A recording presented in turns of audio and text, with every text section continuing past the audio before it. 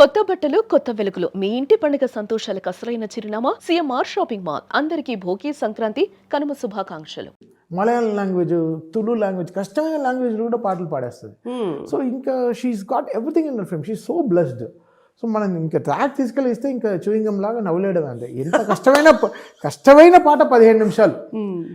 ఇంకా మేము కొంచెం ఒక్కడు నుంచి మాకు ట్రావెల్ ఉంది కాబట్టి, నేను శ్రేయ ఘోషల్ 24 ఏళ్ళగా మాకు ట్రావెల్ ఉంది కాబట్టి, సో ఇంకా మొత్తం ఊర్లో ఉండే అన్ని చెత్త అంతా మాట్లాడుకుని వాళ్ళేం చేస్తారు, ఇది అసలు దాలో ఒక 3 గంటల సేపు పోతుంది తప్ప, బట్ రికార్డింగ్ టైం 15-20 minutes. ఆవిడ షీ హస్ గ్రోన్ ట్రెమెండస్లీ అప్పటి నుంచి. అవును, మిమ్మల్ని చూసి కూడా ఆవిడ అలాగే ఫీల్ అవుతూ ఉండొచ్చు. అంతే. Because we travel lot, very good friends basically.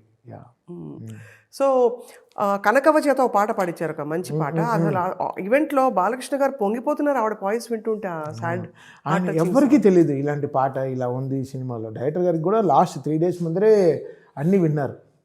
అంతవరకు వేరే వేరే సింగర్స్తో ఉండింది. సో ఆడియో ఇంకా లాంచ్ అయిపోతుంది అనే ప్రెషర్లో అందరినీ పాడించి మొత్తం రెడీ చేసి, బికాజ్ అప్పుడే అందరినీ రప్పించాం.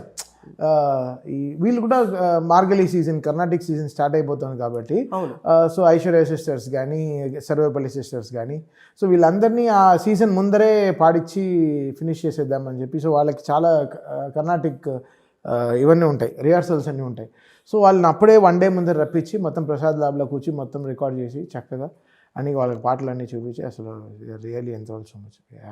అండ్ వాళ్ళ మిశ్రా బ్రదర్స్, అవును, మన దీనికోసం ఛాన్స్ కోసం మథురా నుంచి వచ్చారు. వాళ్ళు ఫస్ట్ ఏంటండి వాళ్ళ స్పెషల్ చెప్పరా కొంచెం? వాళ్ళు అసలు వాళ్ళ కంఠం సో గుడ్ అండి.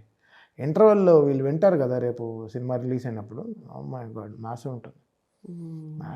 ఆ ఇంటర్వెల్లో బాలగారు వచ్చినప్పుడు వస్తుంది వీళ్ళ వాయిస్, అమ్మ అసలు అలా లేస్తుంది, 1 నిమిషం అలా దేవుడు వచ్చినట్టు ఉంటుంది. సో అన్నీ ఎక్స్పెరిమెంటే ఇవన్నీ. ఇన్స్టాగ్రామ్లో వీఆర్ ఎక్సర్సైజింగ్ లాస్ట్ 6-7 monthsగా. సినిమా ప్రారంభం అయిన నుంచి శివుడి పైన ఏంటి టీం రోజు రా, పబ్బుకి పోదాం, రా ఇటు పోదాం, ఇట్లు పోదాము, అటు పోదాం, స్పైస్ వెన్యూ పోదాం, రెస్టారెంట్ పోదాం అంటే వచ్చేస్తారు. బట్ వీళ్ళంతా గుడికి తీసుకెళ్దాం చాలా కష్టం. సో అఖండ అనేది ఒక టెంపుల్. ఆ టెంపుల్లో ఇంకా వెళ్ళి మేము డీజే కొట్టాం అనమాట. అంతే, టెంపుల్కి వెళ్ళి డీజే కొట్టి. అసలు శివుడికి డీజే ఇష్టమే కదా, తాండవం పెట్టిన వల్ల ఇంకా we explored so much with the rhythms.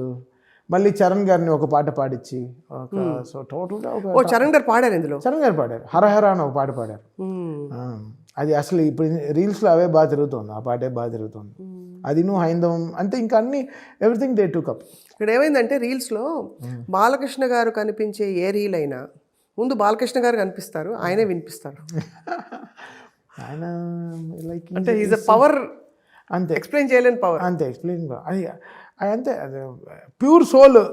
హెడ్లో ఏం ఉండదు, మనసులో ఏం పెట్టుకోరు.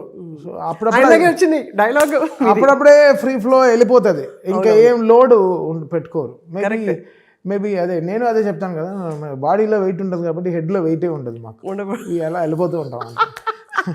ఆయన అనేసారు కదా అంత ఎమోషన్తో, నందమూరి తమన్.